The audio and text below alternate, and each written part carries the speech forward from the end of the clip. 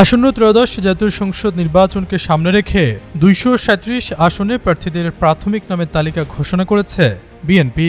ঘোষিত তালিকা থেকে বাদ পড়েছেন দলের সিনিয়র যুগ্ম মহাসচিব রুহুল কবির রিজভী, স্থায়ী কমিটির সদস্য নজরুল ইসলাম খান, সেলিমা রহমান সহ রুমিন ফারহানা এবং বিএনপির সহ মানবাধিকার বিষয়ক সম্পাদক ও সাবেক সংসদ সদস্য অ্যাডভোকেট সৈয়দা আসিফা আশরাফি পাপিয়ার মতো হেভিওয়েটরাও।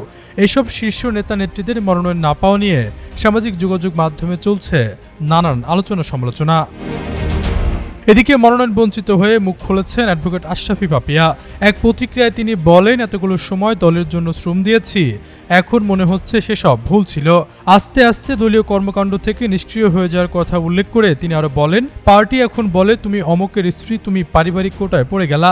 এটা তো আসলে আমার রাজনৈতিক জীবনের একটা অপমৃত্যু অকালে ঘটে গেল। এখান থেকে উত্তরণের আর কোনো সুযোগ নাই, কারণ আমি তো সংসারের পরিচিতি রাজনৈতিক পরিচিতির জন্য ত্যাগ করতে পারবো না।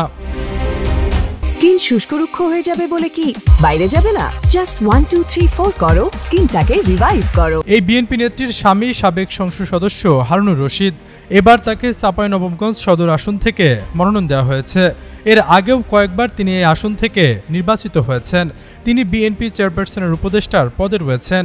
এর আগে তিনি দলের যুগ্ম মহাসচিব ও সাংগঠনিক সম্পাদকের দায়িত্ব পালন করেছেন।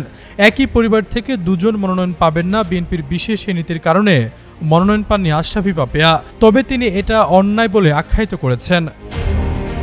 আশরাফি পাপিয়া বলেন, আমি ছোটবেলা থেকে রাজনীতি করি, আমার ইচ্ছে ছিল একটা নির্বাচিত এমপি হব। রাজনীতিতে মেয়েরা অনেকটাই পিছিয়ে রয়েছে। গরুর হাটের মতো মেয়েদের ধরে ধরে দলের সব সহ সম্পাদক পদে বসানো হয়, সিনিয়রিটি জুনিয়রিটি পর্যন্ত মেনটেন করা হয় না। পাপিয়া বলেন, মনোনয়ন না পাওয়ায় স্বাভাবিকভাবে অন্তরের যে ক্ষরণ হয়েছে এটা পার্টির জন্য অশুভ এবং এটার জন্য আজ হোক কাল হোক পার্টি বিপর্যস্ত হবে। তিনি দাবি করেন, আমার সঙ্গে যেটা হয়েছে সেটা দলের কর্মী তৈরির ক্ষেত্রে একটা প্রতিবন্ধকতা তৈরি করলো।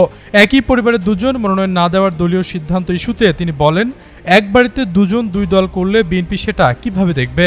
হাজব্যান্ড এক পার্টি, ওয়াইফ অন্য পার্টি করলে দল সেটা অ্যালাউ করবে কিনা সেই প্রশ্নও রাখেন তিনি।